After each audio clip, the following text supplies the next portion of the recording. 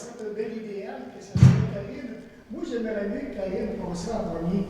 T'aimerais mieux que Karine passe en premier? Oh, Fait que ta réponse, c'est quoi? C'est ni oui ni non? ouais, c'est ça. Là, je pense Pense à ta réponse, Michel, puis je vais te rappeler tantôt.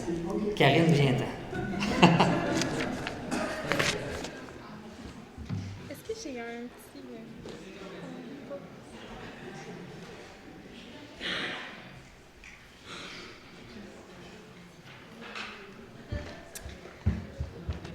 Bonjour à tous. Pour ceux qui ne me connaissent pas, je m'appelle Karine. Un des titres que je pourrais avoir officiellement, non officiellement, c'est peut-être missionnaire temps partiel auprès des Autochtones. On m'a demandé de faire un petit résumé aujourd'hui de mon été, mais je ne peux pas faire un résumé sans parler un peu de Wamantashi, qu'est-ce qui m'a amené là, puis les différents contextes là-bas. Donc, je vais essayer de faire ça bref, parce que je peux en parler des heures. Donc, tout d'abord, je vais commencer un petit peu avec mon parcours scolaire. Pourquoi je suis rendue à Chicoutimi aujourd'hui?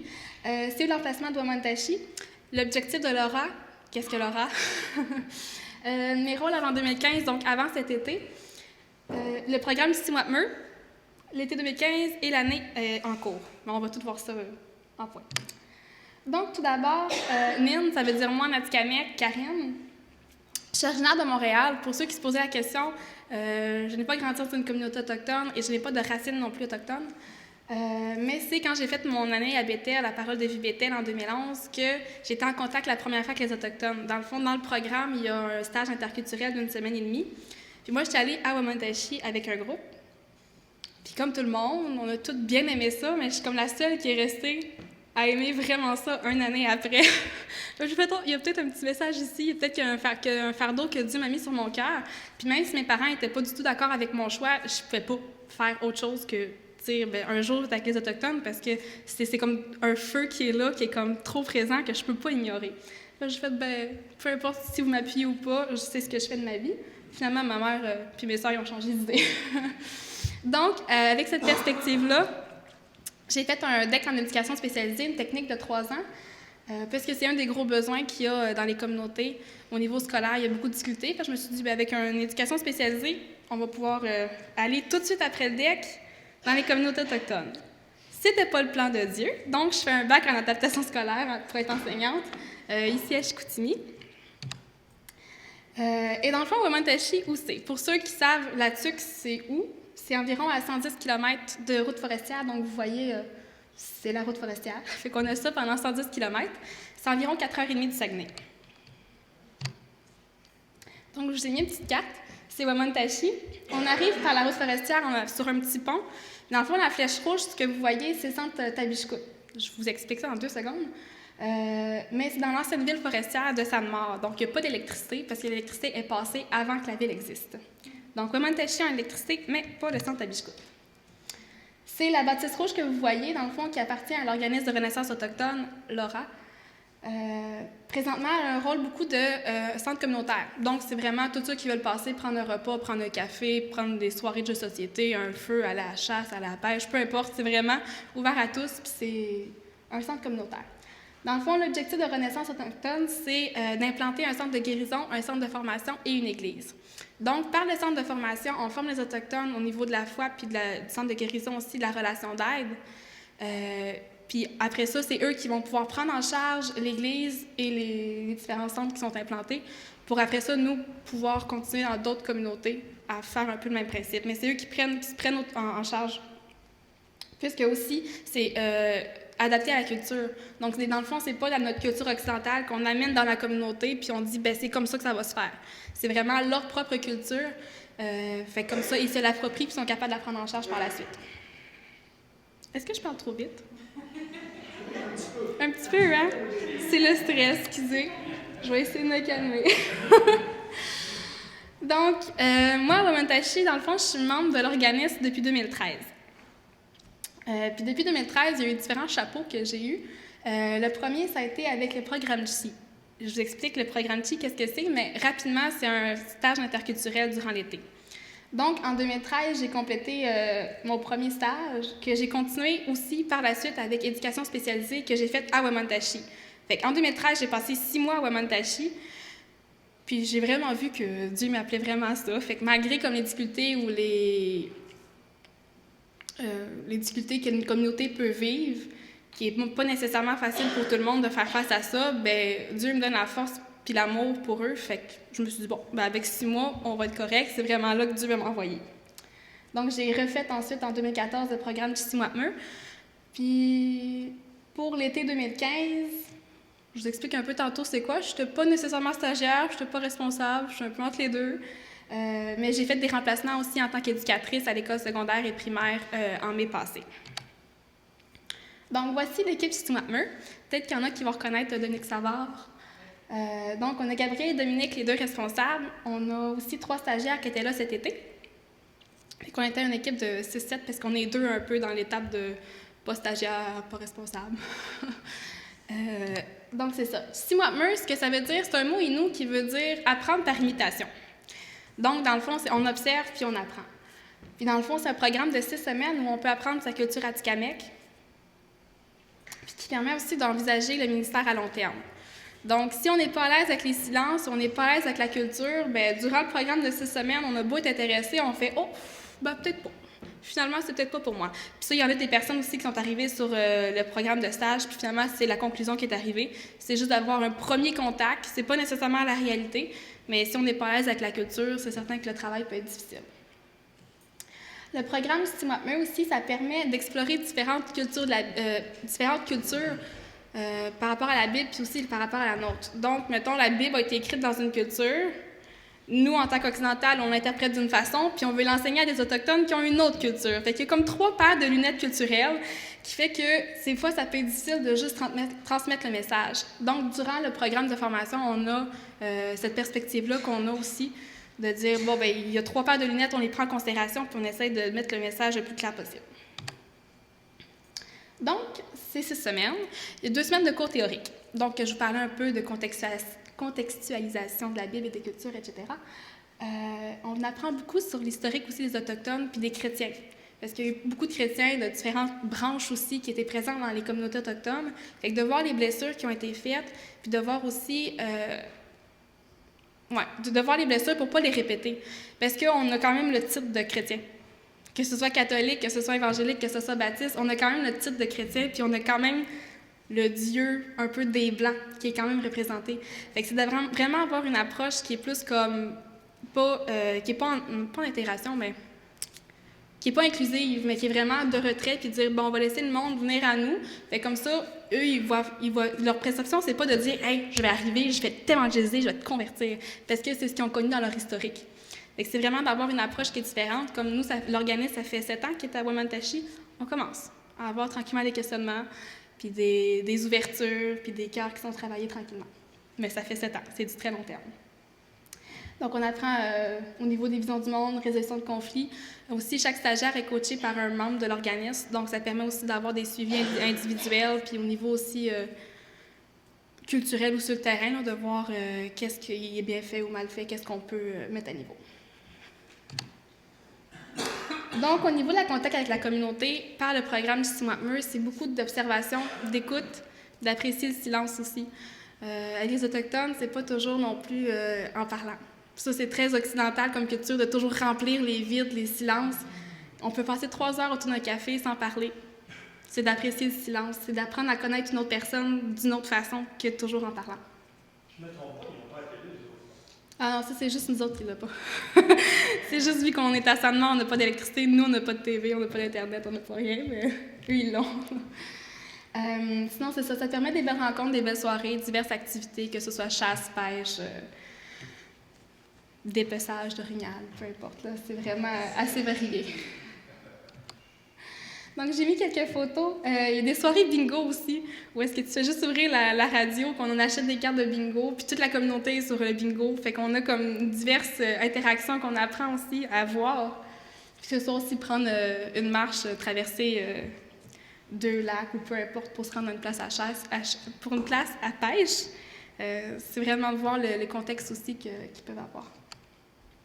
Donc, je vous ai mis une petite table d'ours en bas à droite. Pour les cœurs sensibles, j'ai pas mis la carcasse.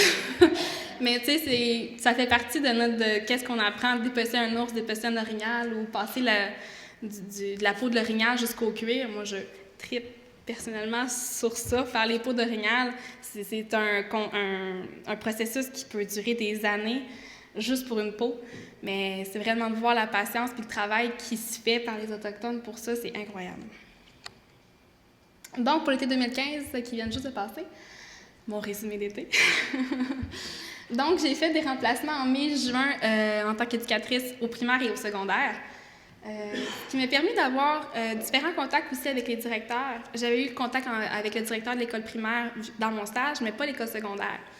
Puis je pense que ça a été quand même apprécié parce que j'ai déjà des remplacements de prévus en juin prochain. Fait que je me disais peut-être une ouverture aussi pour faire mon stage d'enseignante à Ouémont, éventuellement. Sinon, mon été aussi, c'était comme je disais tantôt, je n'étais pas responsable, je n'étais pas non plus stagiaire, j'étais juste membre de l'organisme présente durant l'été. Fait que s'il y a des personnes qui voulaient venir au centre, qui disaient « Ah, ben moi j'ai besoin d'aide pour faire mes pots, mais juste besoin d'une personne » ou que le groupe il va pas nécessairement, ben moi je peux y aller tout seul. Ça, c'est super. Donc, c'est ça. Puis ici, une grosse bénédiction pour cet été, c'est Miko. Pour ceux qui ne savent pas, c'est mon Jeep. Avant, j'avais un petit char qui a fait 3 ans, mais qui était rendu à rendre l'âme. Donc, ça a vraiment été une belle bénédiction parce que je peux maintenant aller plus dans le bois, partir justement faire des activités, aller à la pêche avec mon Jeep. Fait que je ne suis pas toujours en train de frotter le bas de mon char sur toutes les roches. Donc, c'est ça. Donc, pour l'année en cours, il y a toujours un objectif que je me mets personnellement de monter à Wemotaci 1 à 2 fins de semaine par mois. Donc, quand je ne suis pas ici, je suis à Wemotaci. Donc, c'est ça. Il y a des réunions d'équipe qu'on a de l'organisme. Sinon, c'est de faire de la présence au centre puis dire, ben même si je suis aux études, moi, mon désir, c'est d'être là parce que c'est un bac de 4 ans. Ça fait longtemps que je vais être à Wemotaci, mais tu sais, c'est quand même de dire, ben oui, je suis encore aux études, mais vous êtes encore important pour moi dans l'année pareille, même si c'est pas... même si je suis censée être aux études. Donc, c'est ça. Sinon, des remplacements. Puis, il y a peut-être une possibilité d'avoir un groupe de Bethel en mai 2016. On va voir. C'est ça. Sinon, peut-être en requête de prière, si vous avez à cœur de prier, pour tout ce qui est motivation scolaire et d'accepter le moment présent. Donc, justement, de dire, comme ça fait... Mon DEC, ça a été difficile à faire parce que je savais que je voulais être des communautés autochtones, mais c'est un bac de 4 ans aussi. Fait que la motivation de rester aux études n'est pas toujours présente, quoique c'est un super beau bac, puis c'est vraiment intéressant. Mais c'est ça. Au niveau du désir, le feu, il est tellement présent que des fois, c'est difficile de comme pas trop en prendre... de pas trop y penser. Sinon, la sécurité sur la route, c'est une route forestière. De notre équipe, de l'organisme, il y a eu, je pense, 5 autos qui ont été déclarées scrap totalement, là. Donc, c'est une route qui est quand même assez dangereuse, qui a beaucoup d'accidents. Fait que si vous voulez prier pour la sécurité de tous les membres de tout le monde, en fait, sur la route, là. C'est une route qui est assez meurtrière aussi. Sinon, c'est ça. Pour au niveau de la continuité du ministère, on a peut-être une ouverture d'installer un centre tabichcout à Manawan, mais il manque des ouvriers. Fait qu'on a l'ouverture de la communauté qui sont comme, oui, on vous attend, mais on n'a juste comme pas d'ouvriers pour l'instant à envoyer. Fait que c'est ça pour la progression des autres communautés aussi et des ouvriers. Puis Kishimando, dans le fond, qui veut dire le créateur en Atikamekw, puisse continuer de se révéler tranquillement comme qu'il fait, en mettre des questionnements puis des puces à l'oreille des personnes. Donc, tout par la grâce de Dieu. Merci beaucoup.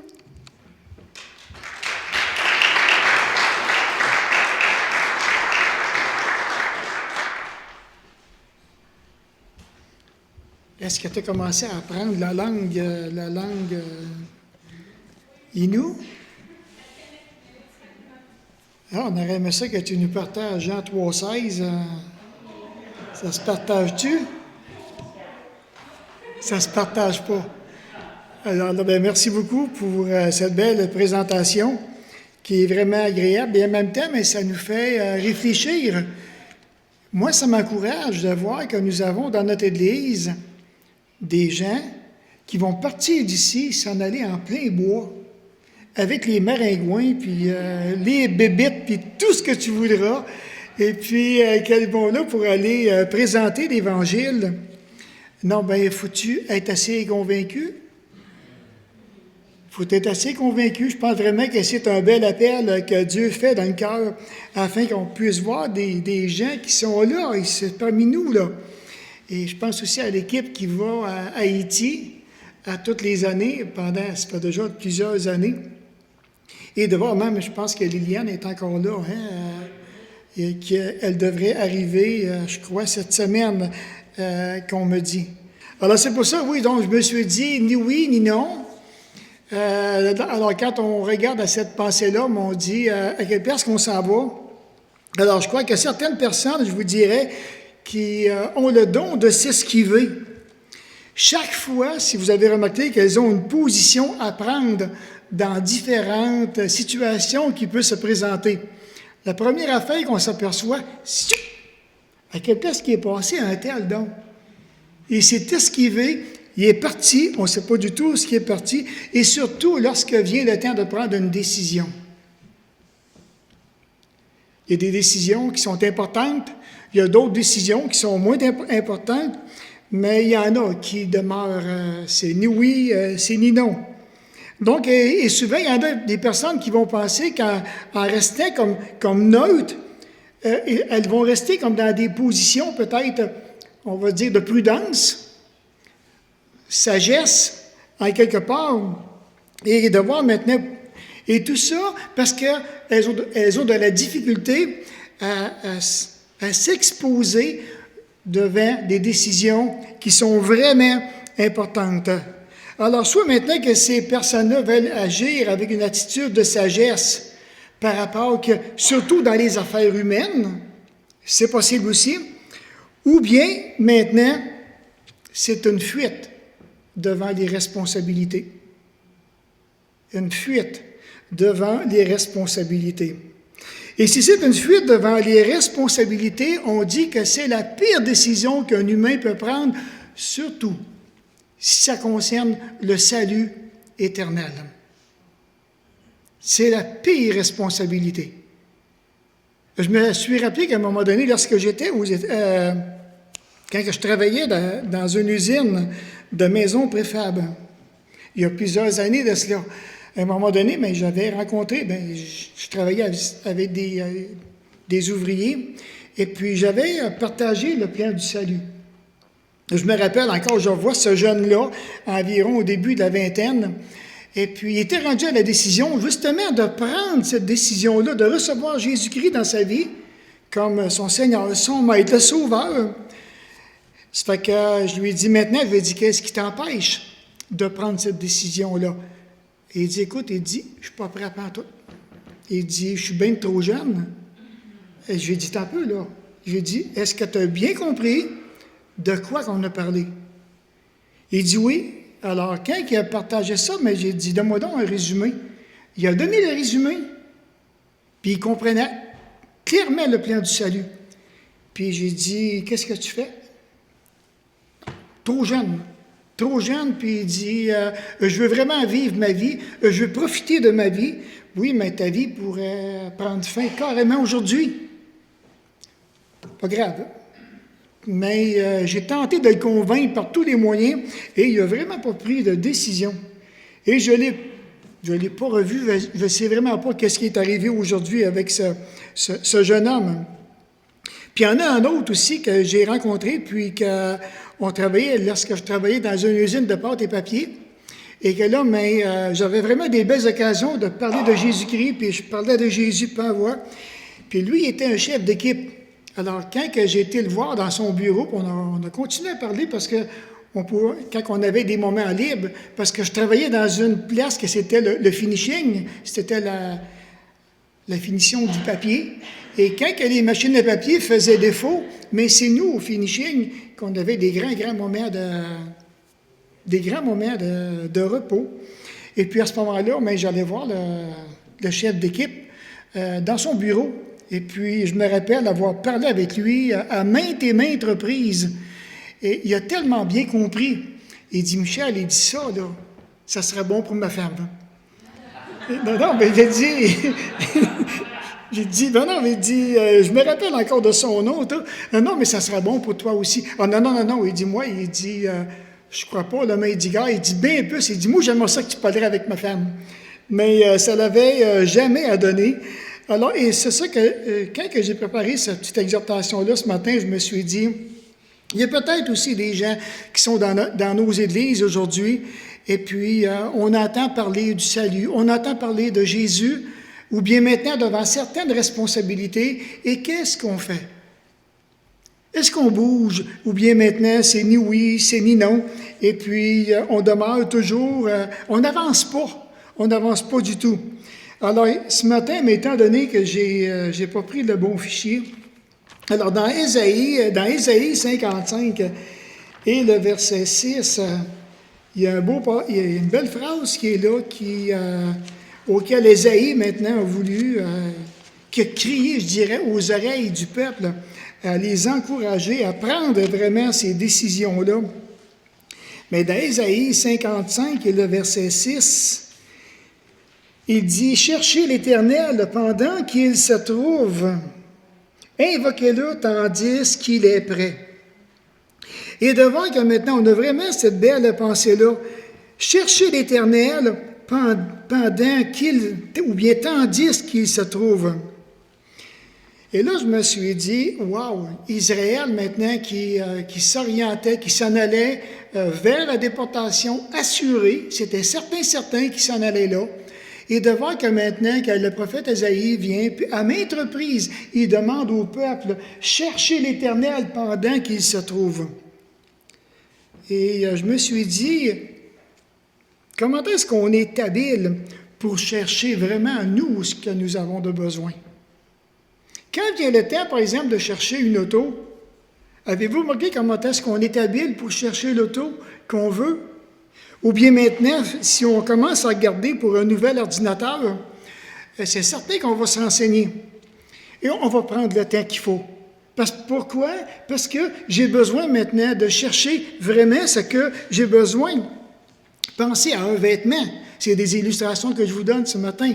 Puis il y en a maintenant qui vont prendre des marques. Moi, personnellement, les marques, je les connais même pas. Je ne suis même pas capable de vous en nommer une un matin, une marque de vêtements. Mais il y en a qui vont chercher les marques de vêtements qui sont les plus chères, les plus haut de gamme, et on va s'habiller selon ces marques-là. Ou bien maintenant, quand vient le temps de chercher pour une maison, hey, on en prend-tu du temps pour chercher vraiment une maison? Chercher vraiment, regarder les divisions, on va regarder pour le terrain, on va regarder les places, où est-ce que c'est? Ou bien maintenant, quand vient le temps de faire la nouvelle décoration. Je ne suis pas quelqu'un qui va compter pas sur moi pour une nouvelle décoration. Chercher une décoration, puis prendre des livres ou bien des revues, commencer à regarder partout. Je n'ai pas le temps de faire ça. Ça ne marche pas du tout. Ou bien maintenant, quand on parle des nouveaux meubles, des nouvelles fenêtres pour une maison, on va prendre le temps de chercher, de marchander, de regarder les prix, dans combien de temps qu'il peut le faire, combien de temps que c'est garanti. Négocier une nouvelle hypothèque, chercher un emploi qui est plus rémunérateur, un voyage, des bijoux précieux, qu'importe. On prend tellement de temps autour de nous pour chercher vraiment ce qui nous plaît. Puis il y en a même qui peuvent avoir des relations extra-conjugales. On va prendre le temps de chercher ça. Ils ne vont pas n'importe où. On va prendre le temps de regarder. Mais je crois que quand on prend le temps de regarder tous ces exemples-là, prendre le temps de le faire, c'est pas méchant en soi-même. C'est vraiment pas méchant. On a besoin de prendre du temps pour chercher vraiment ce qu'on désire. Mais est-ce qu'on prend le temps de s'arrêter? J'ai aimé ce que Karine a partagé. Hein? Prendre le temps d'avoir des moments de silence et de chercher l'Éternel. Wow. Chercher l'Éternel. Ça va demander du temps. Ça va demander des énergies. Chercher l'Éternel pour qui il est, pour ce qu'il représente, pour la puissance qui l'anime, pour son secours qu'il va donner, pour son écoute, pour son aide, parce qu'il va répondre à nos besoins. Chercher l'Éternel. Est-ce possible de chercher l'Éternel? Est-ce possible de le chercher? Dans le psaume 119, le verset 2, il dit ceci. « Heureux ceux qui cherchent l'Éternel de tout leur cœur. » Lorsqu'on a entendu le salut pour la première fois, qu'on a eu accès, parce que je ne croyais pas que j'avais accès à la croix, que j'avais accès à Dieu, mais Dieu sait comment est-ce que dans le cœur, j'avais un désir de le connaître. Et Dieu sait aussi, ici à Jonquière, comment est-ce qu'il y en a des gens, en quelque part, qui nous entourent, qui sont là et qui ont une pensée pour Dieu. Il y en a encore des gens qui sont croyants. Il y en a encore des gens qui voudraient tellement connaître la vérité, d'aller plus loin. Et dans le verset 10 du psaume 119, David dit « Je te cherche de tout mon cœur ». Tellement que c'est important. Oui, parce qu'en quelque part, je veux aller plus loin, je veux trouver ce que je cherche. Je cherche l'Éternel. Alors, je me suis dit, en quelque part, pourquoi le chercher avec tellement d'ardeur? Pourquoi? Et là, maintenant, j'ai été conduit dans Jérémie, le verset 29, chapitre 29 et le verset 11, un passage que tout le monde, en principe, si vous lisez dans l'Ancien Testament, que vous allez trouver. Il dit ici, « Car je connais les projets que j'ai formés sur vous, dit l'Éternel, projets de paix et non de malheur, afin de vous donner un avenir et de l'espérance. Vous m'invoquerez et vous partirez. Vous me prierez et je vous exaucerai. Si vous me cherchez, et vous me trouverez, si vous me cherchez de tout votre cœur. Je me laisserai trouver par vous, dit l'Éternel. » Alors ici maintenant, Dieu est en train de préparer le peuple d'Israël pour aller en déportation. Ça maintenant, c'est vraiment le contexte. Là maintenant, où il y a des faux prophètes qui sont en train d'abuser du peuple, puis il y a des devins aussi qui sont là. Et de voir que Dieu dit, ne prêtez pas attention aux rêves que vous faites. Du tout, du tout, du tout. Car tout ce que les faux prophètes disent en mon nom est faux. Et on voit ça dans la suite du verset, un petit peu plus bas. Alors c'est complètement faux. Et même Dieu dit, je ne les ai même pas envoyés vers vous. Ne les croyez pas. Et de voir que maintenant, selon la prophétie de Jérémie, comme il mentionne ici, il devait s'écouler 70 ans pour le peuple d'Israël à Babylone. Ensuite, maintenant, l'Éternel a dit, et c'est là que le passage vient, j'ai formé des projets sur vous. Je ne vous oublierai pas. Même après les 70 ans, je vais aller vous chercher. Je vais continuer maintenant à m'occuper de vous, à vous diriger. Et de voir ce qui est intéressant, c'est de connaître, lorsqu'on regarde ce que l'Éternel dit dans les versets 11, 12 et 13, comme on voit même le verset 10 qui parle justement des 70 ans. Donc, l'Éternel connaît des projets. Il y a des projets qui sont très personnels pour chacun de nous. Est-ce qu'on croit ça? On dit qu'on a accepté le Jésus-Christ et on est encouragé à marcher à sa suite. Si je veux marcher avec Jésus-Christ, il y a des projets qu'il a formés pour moi. Il dit, il l'a fait pour Israël, puis dans l'application pour nous aujourd'hui, l'Éternel est le même hier qu'aujourd'hui. Donc Dieu a des projets pour moi. Et j'aime ce qu'il dit, hein? L'Éternel me donne l'assurance que ces projets me tiendront même dans la paix. J'ai des projets de paix que j'ai préparés exclusivement pour toi. Et non seulement ça, mais il dit, j'ai préparé aussi un bel avenir, une belle carrière, un beau ministère, en quelque part. Et non seulement ça, mais ça va être rempli d'espérance. Et quand on regarde ça, on pourrait vraiment s'interroger ce matin. Suis-je vraiment dans cette paix? Suis-je vraiment dans cette espérance aujourd'hui, moi qui est un enfant de Dieu, ou bien je n'ai pas cette paix-là et je n'ai pas grande espérance qui est devant moi?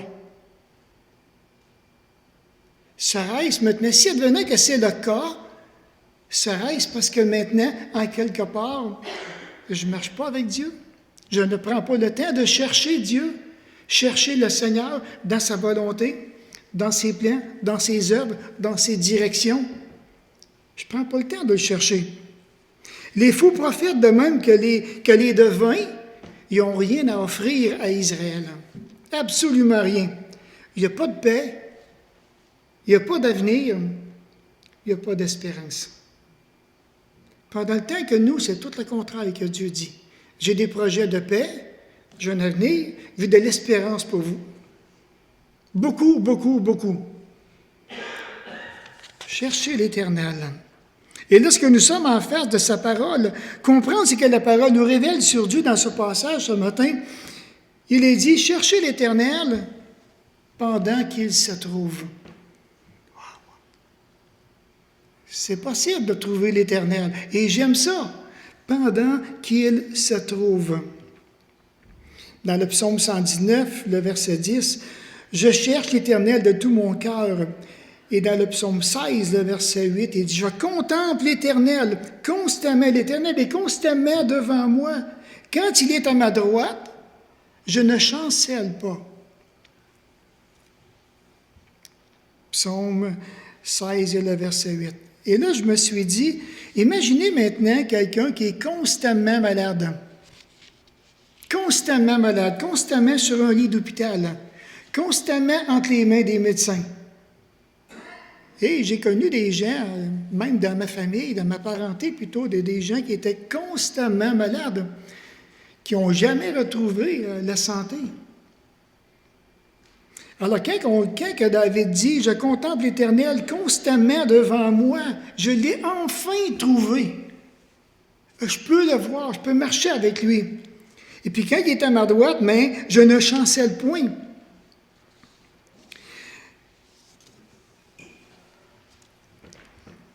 Dieu veut se laisser trouver. Le croyez-vous? Alors moi que je dirais, ben là, je pense, c'est oui, c'est non, c'est ni oui, c'est ni non, je ne sais pas, je ne l'ai jamais vécu. Et c'est quoi vivre avec Dieu? C'est quoi marcher avec l'Éternel? C'est quoi? Avons-nous accès auprès de Dieu? Je crois que oui, de tout mon cœur.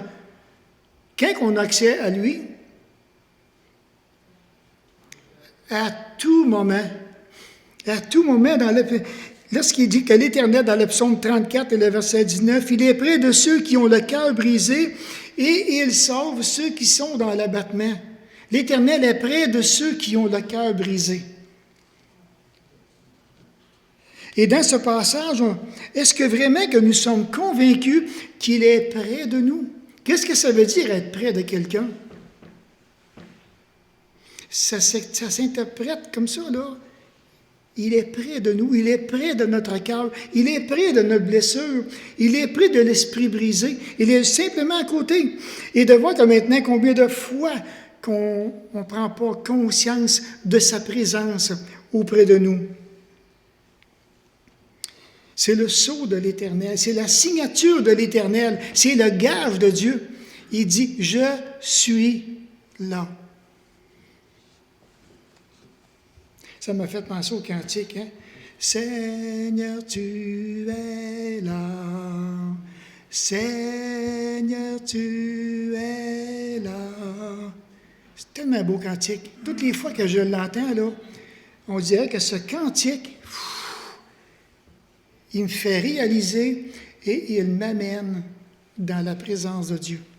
Toutes les fois que je l'ai entendu, rendu à la fin, de quand il vient avec cette pensée-là,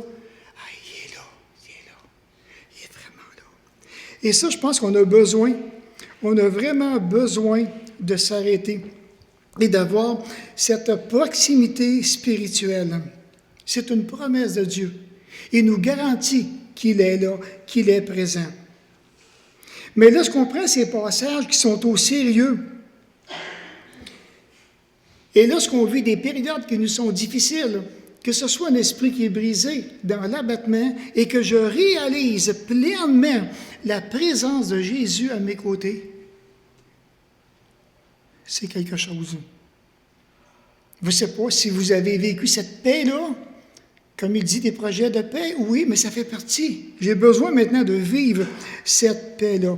J'ai besoin de méditer sur ce que Dieu me dit dans sa parole, qu'il est près de ceux qui ont le cœur brisé. Alors, quand que je regarde ce passage, je ne peux pas rester indifférent. Je ne peux pas. Et en plus, il sauve ceux qui sont dans l'abattement. Alors peut-être ce matin qu'il y en a plusieurs qui sont venus, qui ont passé justement à la porte avec un beau sourire, mais le fardeau intérieur, tellement lourd, tellement grand. Puis certainement qu'il y en a peut-être ce matin parmi nous qui sont vraiment abattus sur le plan personnel, sur le plan spirituel. Qu'est-ce qu'on fait avec tout ça? Qu'est-ce qu'on fait?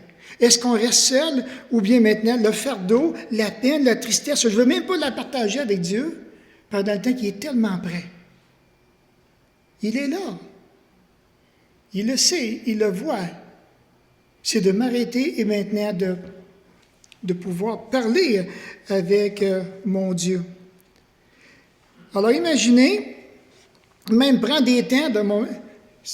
Il y a tellement des belles promesses dans la parole. Prendre un temps pour s'arrêter, prendre un temps pour garder le silence. On a tellement de difficultés avec le silence. J'ai aimé ce que Karine a dit ce matin. Prendre un temps de silence et d'être à l'écoute de Dieu.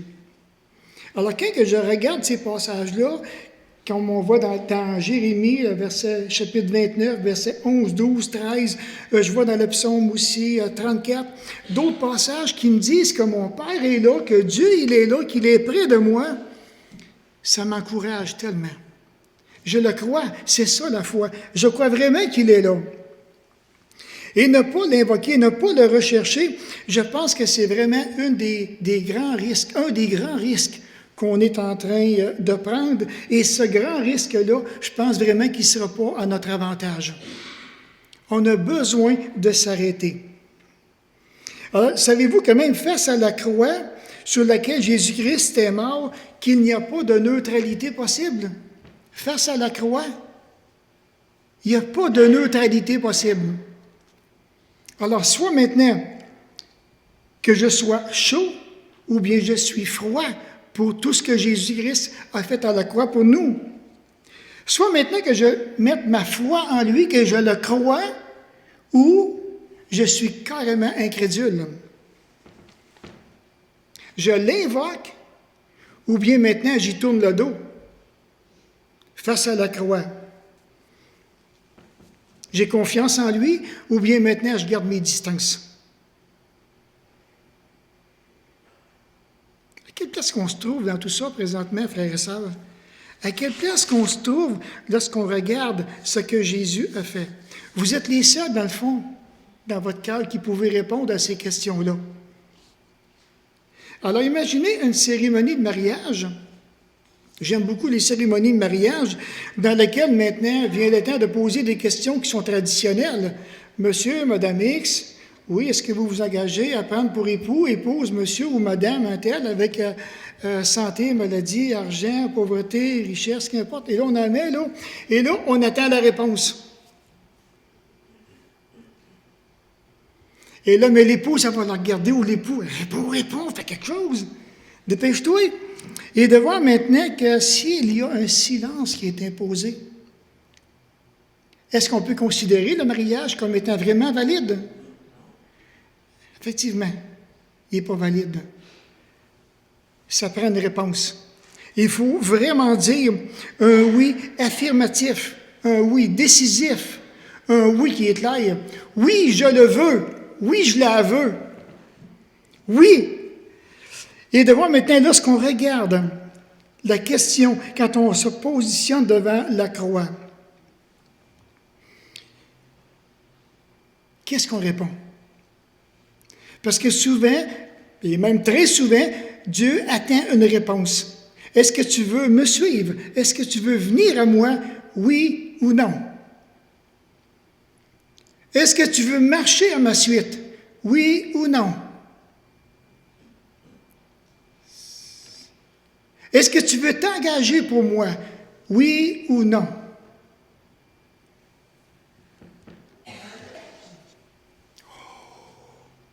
Il attend une réponse. Un non, c'est considéré comme un désengagement.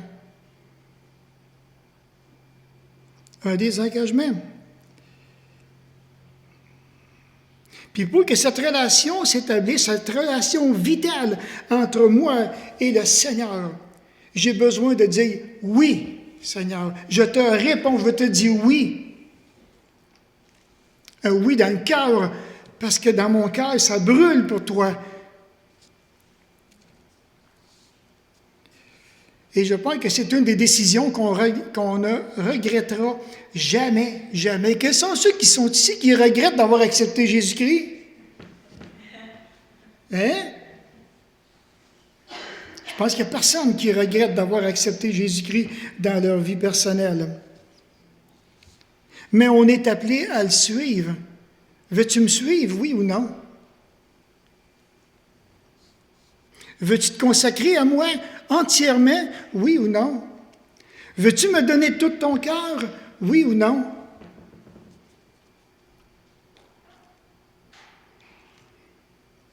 Hein? Ah, il dit, car au temps favorable, je t'ai exaucé. Au jour du salut, je t'ai secouru. Voici maintenant le temps favorable. Voici maintenant le jour du salut. Et de voir que l'apôtre Paul encourage les Corinthiens à ne pas recevoir la grâce de Dieu inutilement. Recevez cette grâce-là encore aujourd'hui. Et si vous entendez sa voix, n'endurcissez pas vos cœurs. Wow! Quelque chose, hein? C'est toute une responsabilité. Et ce matin, mais Dieu veut nous faire grâce encore. Encore la grâce de Dieu. Dans le psaume 32, le verset 6, il dit « Béni soit l'Éternel, car il exauce la voix de mes supplications. » Ah, j'ai cherché l'Éternel, voilà maintenant qu'il peut répondre à la voix de mes supplications. Dans le psaume 69 et le verset 14, il dit « Moi, je t'adresse ma prière, ô Éternel, que ce soit le temps favorable. Ô Dieu, par ta grande bonté, réponds-moi et assure-moi ton secours. » Assure-moi ton secours dans le psaume 64 et le verset 69 et le verset 14. Dans le psaume 95, le verset 7, il dit « Car il est notre Dieu et nous sommes le peuple de son pâturage, le troupeau que sa main conduit. Oh, si vous pouviez aujourd'hui écouter sa voix. »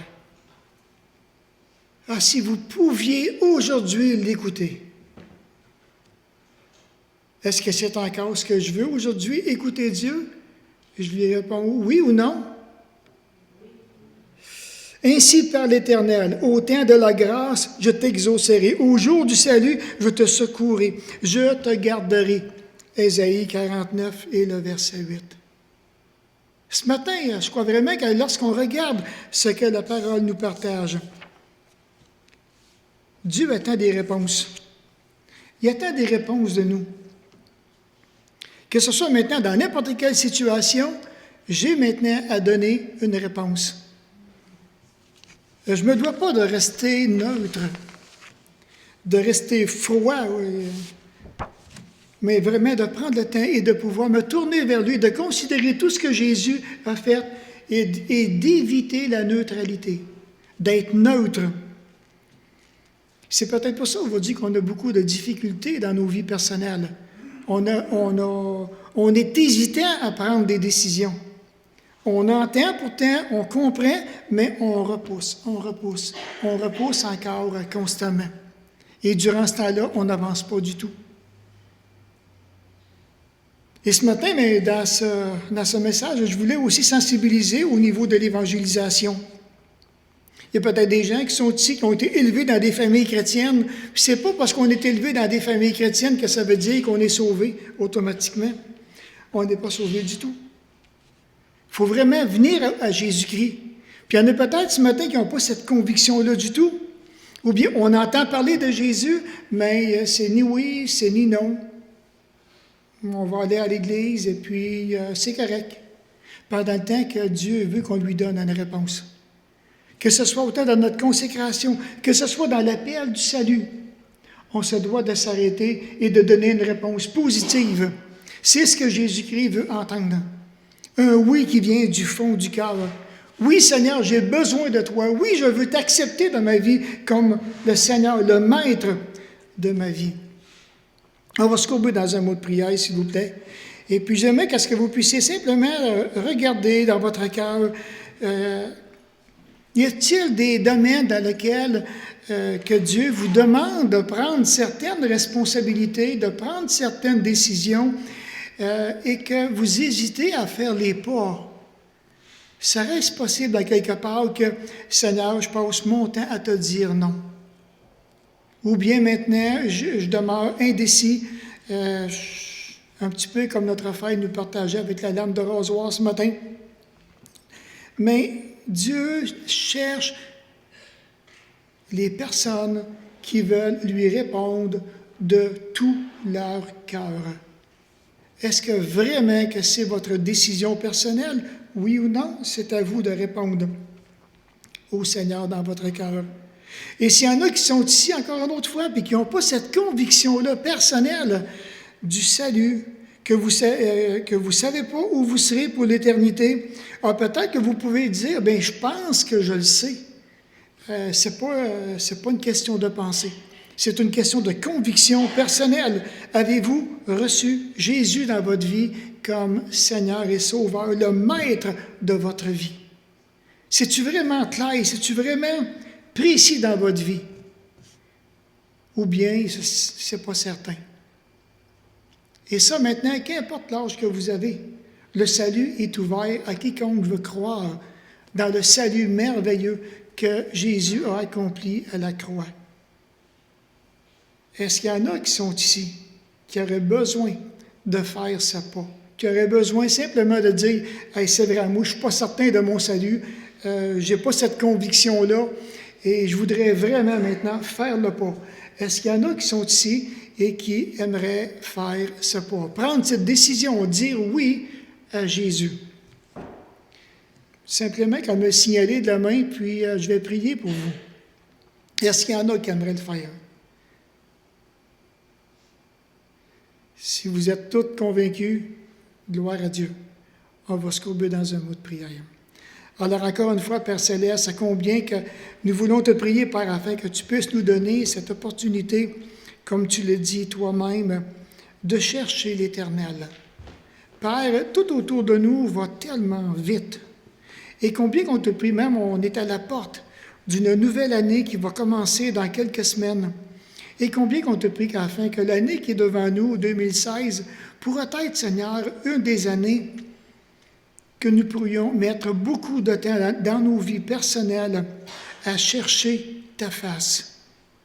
Seigneur, on a tellement besoin de s'arrêter. On a tellement besoin de toi. Et donne-nous vraiment ce privilège de consacrer du temps. Tout comme on en consacre tellement pour des choses qui sont tellement secondaires et qui n'amènent pas nécessairement la paix, ni l'espérance. Alors, Seigneur, que ta parole puisse vraiment venir nous inonder devant l'année qui est devant nous et permet qu'à ce que nous puissions avoir cette opportunité, tout comme David le disait, je contemple constamment l'Éternel sous mes yeux. Alors oui, Père, nous voulons te contempler. Oui, nous voulons te savoir de plus en plus près de nous.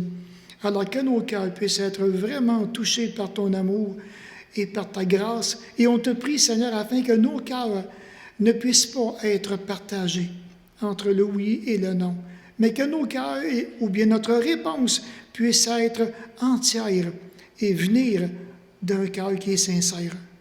Merci encore, mon Père, de toute l'opportunité que tu nous fais ce matin d'être parmi nous.